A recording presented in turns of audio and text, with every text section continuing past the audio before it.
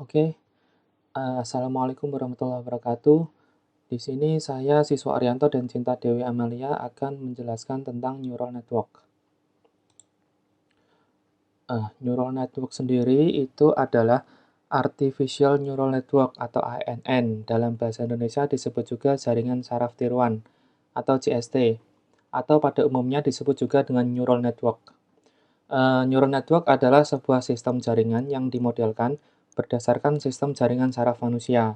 Jadi, sejarahnya, neural network ini dia dikenal sejak pertengahan abad ke-19 dan dimulai ketika dua orang tokoh bernama Warren McCulloch dan Walter Pitts mulai memperkenalkan model neural network untuk pertama kalinya.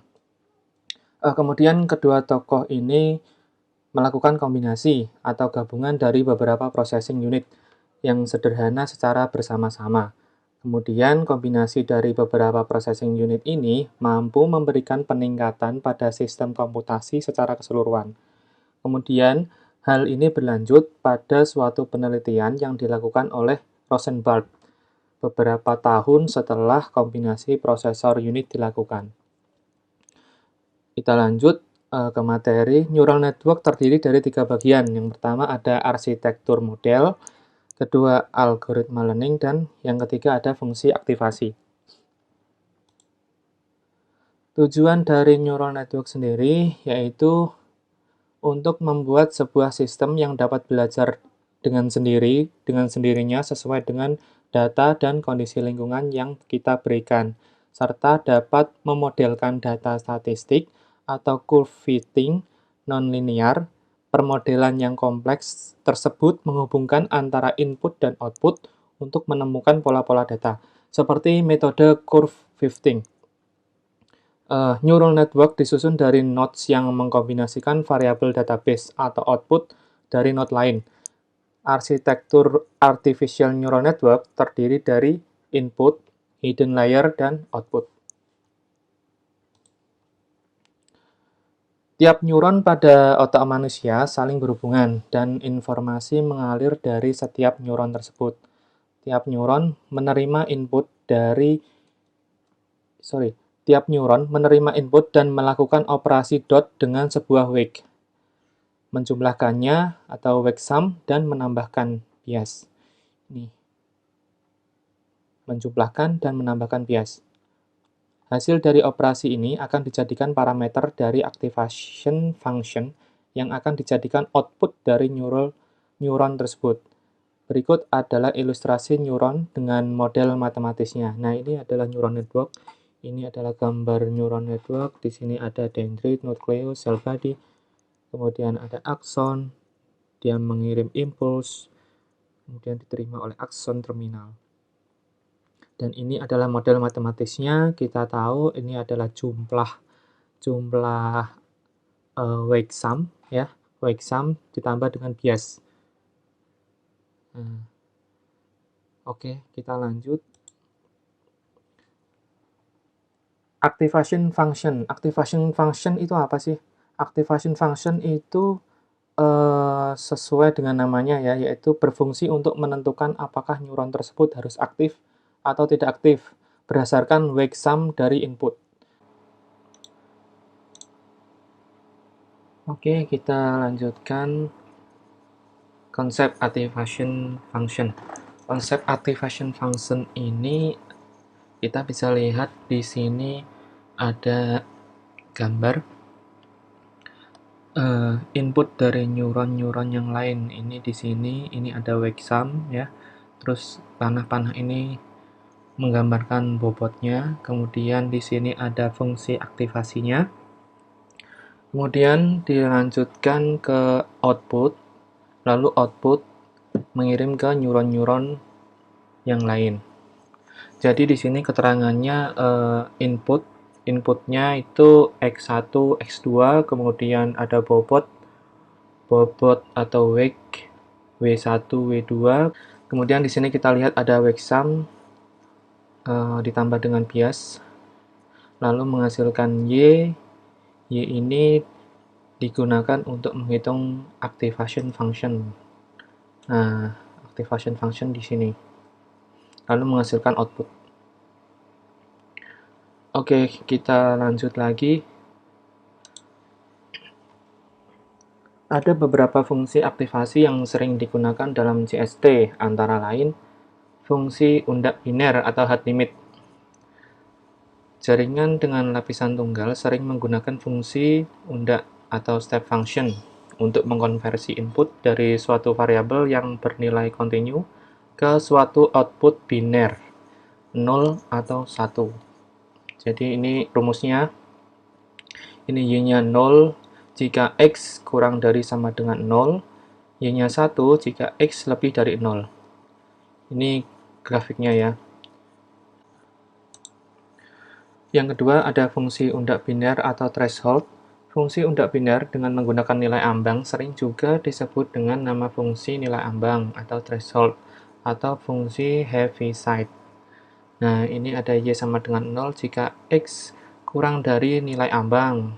Y sama dengan 1 jika x lebih dari sama dengan nilai ambang. Dan ini grafiknya. Yang ketiga ada fungsi bipolar atau symmetric hard limit. Fungsi bipolar sebenarnya hampir sama dengan fungsi undak biner, hanya saja output yang dihasilkan berupa 1, 0, dan minus 1. Y sama dengan 1 jika X lebih besar dari 0. Y sama dengan 0 jika X sama dengan 0. Dan Y sama dengan minus 1 jika X kurang dari 0. Nah, ini grafiknya. Lanjut, nomor 4, ada fungsi bipolar dengan threshold. Fungsi bipolar ini hampir sama dengan fungsi undak biner dengan threshold. Hanya saja output yang dihasilkan berupa 1, 0, atau minus 1. Yang kelima ada fungsi linear atau identitas. Fungsi linear memiliki output yang sama dengan nilai inputnya, y sama dengan x. Ini grafiknya. Kemudian yang keenam, fungsi saturating linear. Fungsi ini akan bernilai 0 jika inputnya kurang dari min setengah, dan akan bernilai 1 jika inputnya lebih dari setengah. Sedangkan jika nilai input terletak antara setengah, min setengah, dan setengah, maka outputnya akan bernilai sama dengan nilai input ditambah setengah. Ya, jadi y sama dengan 1 jika x lebih besar sama dengan 0,5, y sama dengan x plus 0,5 jika minus 0,5 kurang dari sama dengan x, kurang dari sama dengan 0,5, y sama dengan 0 jika x kurang dari sama dengan minus 0,5. Kemudian ada fungsi symmetric saturating linear. Fungsi ini akan bernilai minus 1 jika inputnya kurang dari minus 1, dan akan bernilai 1 jika inputnya lebih dari 1. Sedangkan jika nilai input terletak antara minus 1 dan 1, maka outputnya akan bernilai sama dengan nilai inputnya. Nah, ini ada y sama dengan 1 jika x lebih besar sama dengan 1, y sama dengan x jika minus 1 kurang dari sama dengan x kurang dari sama dengan 1, y sama dengan minus 1 jika x kurang dari sama dengan minus 1. Kemudian fungsi sigmoid biner. Fungsi sigmoid biner memiliki nilai pada range 0 sampai dengan 1. 0 oleh karena itu, fungsi ini sering digunakan untuk jaringan syaraf yang membutuhkan nilai output yang terletak pada interval 0 sama dengan 1. Namun, fungsi ini bisa digunakan oleh jaringan syaraf yang nilai outputnya 0 atau 1. Ini ada rumus fungsinya. Kemudian yang 9 ada fungsi sigmoid bipolar. Fungsi ini hampir sama dengan sigmoid biner, hanya saja output dari fungsi sigmoid bipolar ini memiliki range antara 1 sama dengan minus 1. Nah, ini fungsinya. Kemudian kita lanjut ke model jaringan ANN.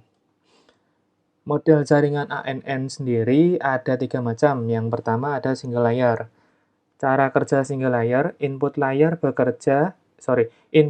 berasal dari sumber node, diproyeksikan langsung ke output layer dari neuron atau node komputasi, tetapi tidak berlaku sebaliknya. Jadi dari sini ke sini dan seterusnya, tapi tidak sebaliknya, tidak bisa balik dia. Kemudian gambar di samping input dan output mempunyai 4 node. Single layernya berada di output dari jaringan, inputnya tidak memiliki pengaruh. Karena saat melakukan input tidak terjadi proses komputasi. Jadi ketika ada input di sini, tidak ada proses komputasi. Proses komputasi akan berada di sini. Berada di sini. Oke, kita lanjut ke multi-layer. Model jaringan ANN ini bekerja secara input layer menyuplai input vektor pada jaringan. Kemudian, input yang dimasukkan melakukan komputasi pada layer kedua. Lalu, output dari layer kedua digunakan sebagai input pada layer ketiga dan seterusnya. Jadi, komputasinya di sini, di layer kedua, kemudian digunakan sebagai input ke layer ketiga dan seterusnya. Ya, jadi, komputasi layer kedua ini dijadikan input ke layer ketiga dan seterusnya. Oke, selanjutnya ada recurrent network. Jaringan tidak memerlukan feedback untuk dirinya sendiri, melainkan feedback dari input yang digunakan. Nah, ini ada input layer, kemudian dikirimkan. Nah, ini dia kembali nih, recurrent network. Oke, seperti itu. Dan yang akan kita lakukan dan biasa digunakan adalah multi-layer. Di sini ada input layer, ada hidden layer, dan output layer. 3 ini yang biasa digunakan dalam neural network. Oke, kita lanjut di manfaat neural network. Manfaat neural network sendiri ada banyak sekali. Yang pertama, dia ada akurasinya tinggi, kemudian toleransi terhadap noise. Yang ketiga, ada independensi dari asumsi prior. Kemudian mudah dikelola, dapat diupdate dengan data baru, cocok untuk lingkungan yang dinamis. Yang kelima, ketika elemen neural network gagal, ia dapat melanjutkan tanpa masalah karena polanya paralel. Terus dapat dilatih di dataset yang sangat besar secara iteratif. Kemudian dapat mengklasifikasikan pola. Kemudian bisa memetakan pola dari input ke output, menyimpan pola, memetakan berbagai pola yang sejenis, mengoptimasi permasalahan, dan melakukan prediksi. Kemudian ada proses pembelajaran neural network. Proses pembelajaran adalah metode untuk proses pengenalan suatu objek yang sifatnya kontinuitas, yang selalu direspon secara berbeda dari setiap proses pembelajaran tersebut. Tujuan dari pembelajaran ini sebenarnya untuk memperkecil tingkat error dalam pengenalan suatu objek. Kita lanjut. Pada neural network ada 2 sistem pembelajaran. Yang pertama ada supervised learning, yaitu setiap pengetahuan yang akan diberikan kepada sistem, pada awalnya diberikan suatu acuan untuk memetakan suatu masukan menjadi suatu keluaran yang diinginkan. Proses ini akan terus dilakukan selama kondisi error atau kondisi yang diinginkan belum tercapai. Adapun setiap perolehan error akan dikalkulasikan untuk setiap pemrosesan hingga data atau nilai yang diinginkan telah tercapai. Kemudian ada unsupervised learning. Sistem ini memberikan sepenuhnya pada hasil komputasi dari setiap pemrosesan, sehingga pada sistem ini tidak membutuhkan adanya acuan awal agar perolehan nilai dapat dicapai. Meskipun secara mendasar proses ini tetap mengkalkulasikan setiap langkah pada setiap kesalahannya dengan mengkalkulasikan setiap nilai weight yang didapat. Kemudian penggunaan neural network sendiri sekarang lagi populer banget ya. Dia sekarang digunakan pada beberapa aplikasi seperti face recognition, stock prediction atau prediksi saham, kemudian monitoring and controlling, kemudian diagnose, radar pengenalan citra, ini untuk militer biasanya, kemudian untuk keuangan, robotika, dan di industri game. Nah, ini ada case simple. Contoh, kita mempunyai database yang terdiri dari record ribuan orang memesan brosur tentang produk terbaru kita. Database tersebut memiliki 5 variabel: umur, jenis kelamin, pendapatan, tingkat pendidikan, dan apakah dia memesan produk setelah mereview informasi. Kita bangun neural network dengan 4 node variabel. Yang pertama ada umur, kemudian jenis kelamin, pendapatan, tingkat pendidikan. Satu node output itu behavior pemesanan. Dan satu layer hidden node. Kemudian dilakukan training network dengan database. Selanjutnya hasilnya akan kita dapatkan untuk menggunakan pengiriman brosur kepada orang-orang yang diklasifikasikan sebagai klien oleh neural network. Nah, di sini ada contoh case recognition dari cat and dog. Oke, kita lihat. Di sini ada datanya, kita input. Kemudian dalam hidden layer terjadi komputasi. Nah, hasilnya akan dikirim ke output. Dan output ini menghasilkan inputan tadi. Gitu, ini namanya dog atau cat gitu. Ini tergolong dog atau cat. Nah, ini case recognition yang kedua, ada cat and dog sama, cuman bedanya di sini hidden layer-nya lebih banyak.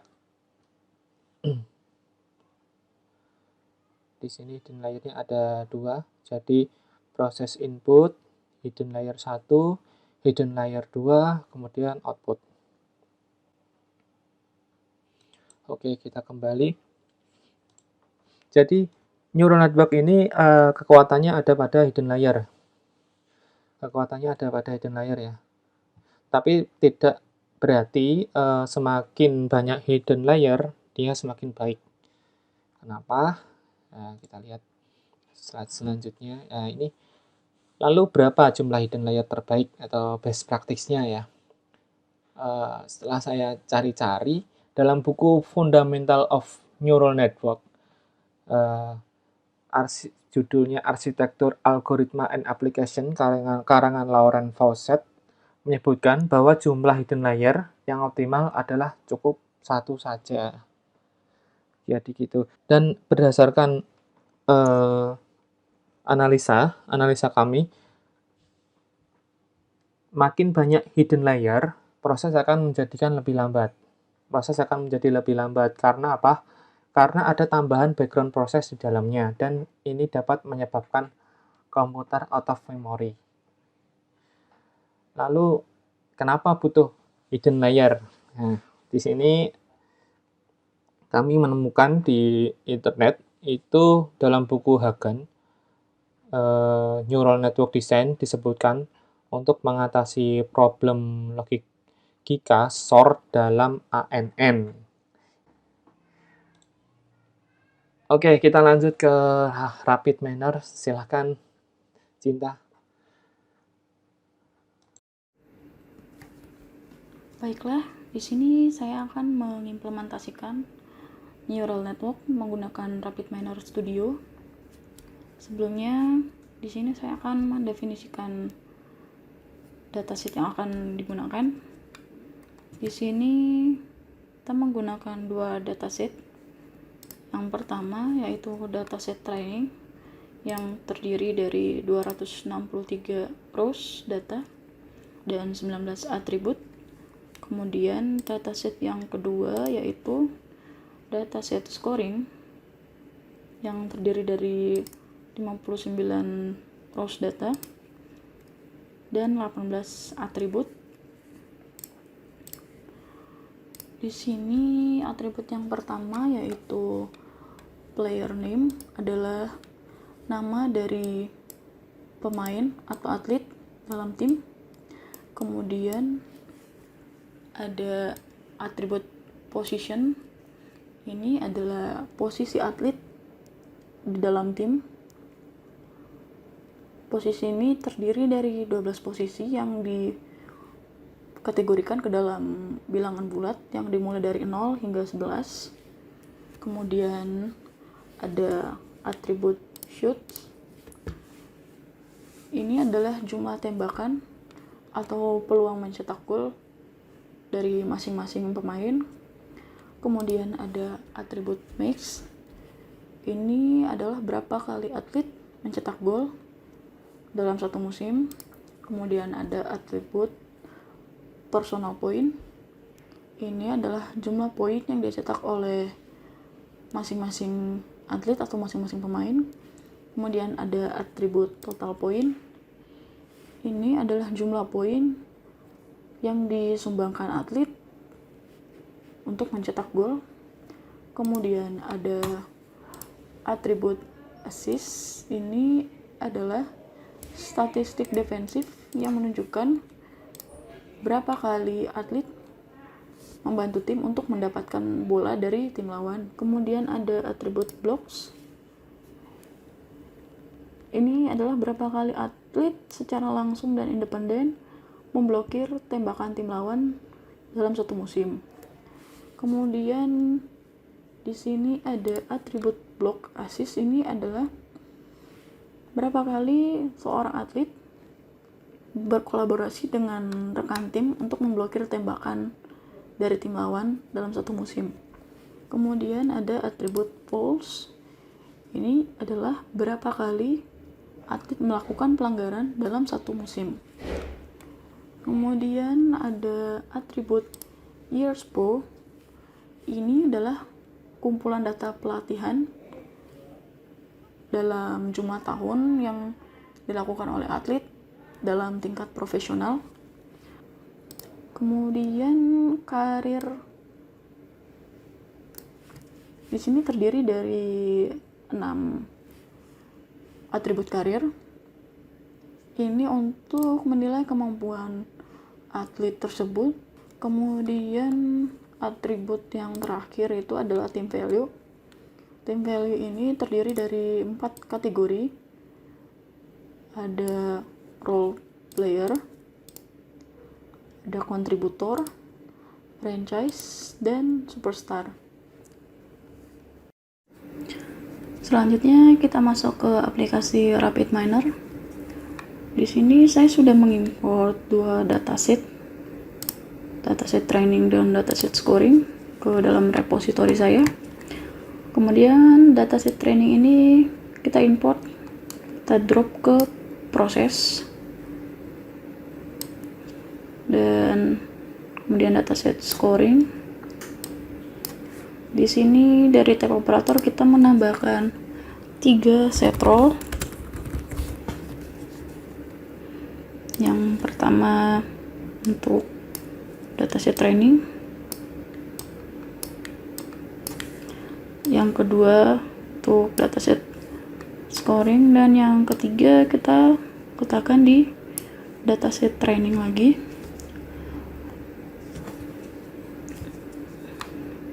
Dan kita hubungkan dari dataset training ke set role yang pertama, dari set role yang pertama ke yang ketiga. Di sini dari set role yang pertama kita set role-nya untuk yang pertama yaitu atribut player name dengan target role ID, dan set role yang ketiga yaitu untuk team value dengan target role label. Kemudian dari dataset scoring kita hubungkan ke set role. Di sini kita setting sama dengan set role yang pertama dari dataset training yaitu player name sebagai ID. Kemudian dari set role yang ketiga, dari port EXA ini kita hubungkan ke port res. Set role yang kedua juga sama. Kemudian kita running. Ini adalah hasil dari data kita sebelumnya. Pastikan atribut khusus yang sudah kita setting itu berhasil. Seperti ini, dari set role yang kedua, atribut khususnya itu adalah player name. Kemudian di dataset yang training ada dua, yaitu player name dan team value.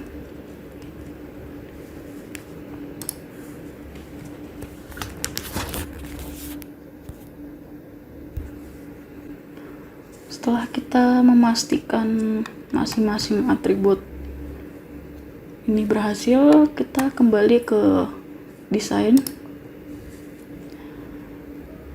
Di sini kita kembali ke tab operator. Kita menambahkan neural net.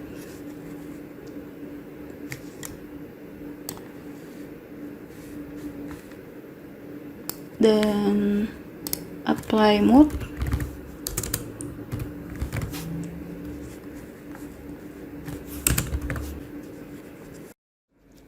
Kemudian kita hubungkan ke neural net dan apply model.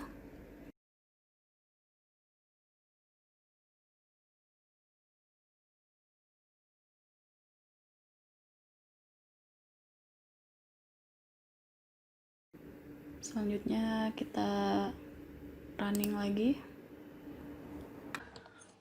Oke, kita lanjutkan kesimpulan. Di sini saya akan mencoba menjelaskan kesimpulan dari pembuatan RapidMiner oleh Cinta. Di sini ada input. Input ini layer pertama, kemudian hidden one ini hidden layer, ada layer kedua, dan output ini layer ketiga. Jadi di layer pertama ini ada beberapa variabel inputan. Ya, ada beberapa variabel inputan, kemudian diproses ke hidden layer. Jadi hubungan-hubungan ini adalah wake-nya, dan di hidden layer dia akan ditambahkan dengan bias. Kemudian diteruskan hasilnya ke output layer untuk dihitung aktivasi fungsinya. Begitu. Untuk dihitung aktivasi fungsinya. Kemudian kita lanjut ke description. Di sini menjelaskan nilai bobot masing-masing node yang kemudian dijumlahkan dengan bias. Masing-masing node ini kemudian dijumlahkan dengan bias, kemudian dilakukan komputasi activation function, dan menghasilkan 4 prediksi team value. Nah, ini hasilnya ini, outputnya ya. Outputnya ini adalah 4 prediksi dari team value tadi. Oke. Kita lanjut ke example set. Nah, di sini kita bisa lihat ada prediction team value. Yang pertama ada superstar, contributor, franchise player, dan role player. Oke, kita mulai dari superstar. Di sini kita bisa lihat Ian Tucker. Ian Tucker ini confidence-nya 94% ya, 94%. Dia diprediksi akan menjadi superstar yang muda karena pengalamannya 9 tahun. Ian Tucker ini dia posisinya back ya. Robert Holloway juga back, Johnny Dennis juga back. Biasanya nomor 2 dan 3 itu digunakan sebagai back sayap, sedangkan 4 dan 5, ini 5 ini biasanya back tengah. Ini Ian Tucker back sayap, Johnny Dennis back sayap. Jadi ada 3 pemain superstar yang diprediksi menjadi superstar yang mempunyai nilai confidence yang di atas 90%. Kemudian kita lanjut ke kontributor. Nah, di kontributor ini ada Fernando Rowi dan Dewi Osborne. Fernando Rowi dan Dewi Osborne, dia nilai confidence-nya 86,1% dan Dewi Osborne 81,5%. Posisinya dia, kalau Fernando Rowi ini 11 itu biasanya penyerang, 10 juga penyerang. Sedangkan Zahri Lawson, Raul Little, Toby Gomez ini dia gelandang ya, 668 itu biasanya gelandang. Oke, kita lanjut ke franchise player. Di sini nilai confidence-nya cukup rendah ya, cuman 53,7%, ditempatin oleh Gary Price ya. Franchise player ini adalah pemain yang punya keahlian luas, kuat dan konsisten, dan dapat membentuk fondasi yang bagus untuk tim.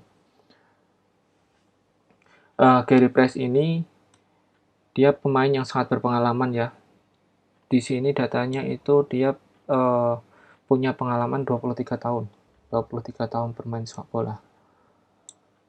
Jadi cukup berpengalaman dan cocok jika dia tergolong sebagai franchise player yang mempunyai keahlian yang luas. Kemudian ada role player. Role player ini diduduki oleh Virgil Swart dan Jeffrey Lucas. Virgil Swart ini 92,1% dan Jeffrey Lucas ini 85,8%. Posisinya 0 ini biasanya kiper ya, 0-1 itu biasanya kiper. 3-4 ini biasanya back tengah. Biasanya back tengah. Jadi dengan hasil prediksi ini ya, klub dapat memetakan skill atlet di masa depan dan dapat mencoba pola formasi yang baru. Manajemen juga dapat memberikan kepercayaan kepada Gary Price ya. Gary Price tadi dia franchise player karena dia mempunyai keahlian yang sangat luas dan sangat berpengalaman di lapangan.